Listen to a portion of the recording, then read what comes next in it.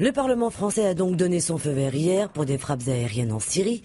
C'était aussi dans l'hémicycle l'occasion d'un énième débat sur l'accueil des réfugiés. Mais comment se sortir de cette impasse qui vire à la petite guéguerre interne? Comme l'écrit Le Monde, c'est un nouveau fiasco européen sur les réfugiés. La Serbie exhorte la Hongrie à rouvrir sa frontière. Belgrade se dit débordé par le flux de migrants bloqués sur son sol. La Grèce et l'Italie n'en peuvent plus.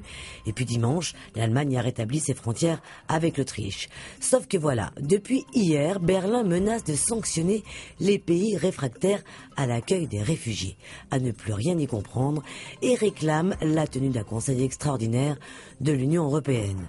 Mais à quoi joue Angela Merkel? Entre engagement fort et revirement déconcertant, c'est un peu faites ce que je dis, mais ne faites pas ce que je fais. Sa politique sur les migrants est devenue illisible en Allemagne, comme à l'étranger d'ailleurs. Il ne reste plus qu'à attendre et espérer que la nouvelle rencontre extraordinaire des ministres de l'Intérieur de l'Union européenne, qui se tiendra mardi prochain, apporte quelques réponses.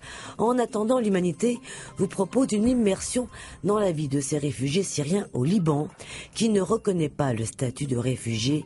Ils sont plus d'1 million à dépendre d'une aide humanitaire qui vient d'être divisée par 2, et eux ne sont pas concernés par le plan d'accueil en discussion à Bruxelles. À l'image de la une de la Croix ce matin, réfugiés ou migrants, finalement, le dilemme de l'accueil se pose bien là. Et si la solution était ailleurs? Et si les rescapés de l'enfer syrien pouvaient s'installer sur une île?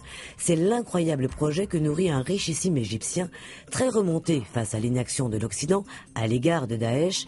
Il assure être en négociation pour l'achat de 2 îles en Grèce et attend le feu vert pour lancer les démarches. L'une des 2 îles aux migrants aurait déjà été baptisée par le milliardaire Elan, comme le petit garçon syrien mort sur ces mêmes flots. En attendant, la réalité nous rattrape, celle des profondes divisions au sein de l'Union quant à la gestion de cette crise. Et en parlant de fractures, à lire Libération ce matin, la politique interne ne se porte pas mieux. Selon un sondage à découvrir dans le quotidien, Hollande est en train de braquer les ouvriers. Car à rebours des idées reçues, ce sondage montrerait que les travailleurs restent attachés aux 35 heures et réticents aux réformes sociales programmées. L'écart risque en effet de se creuser entre les sympathisants du PS et la gauche radicale. Enfin, Paris a assuré et sans forcer, précise l'équipe. Le PSG a réussi son entrée en Ligue des Champions en remportant 2-0 le match qui les opposait aux Suédois de Malmö. On se quitte avec l'humour toujours percutant de Plantu sur l'actualité, même si elle fait froid dans le dos. Belle journée et bonne lecture.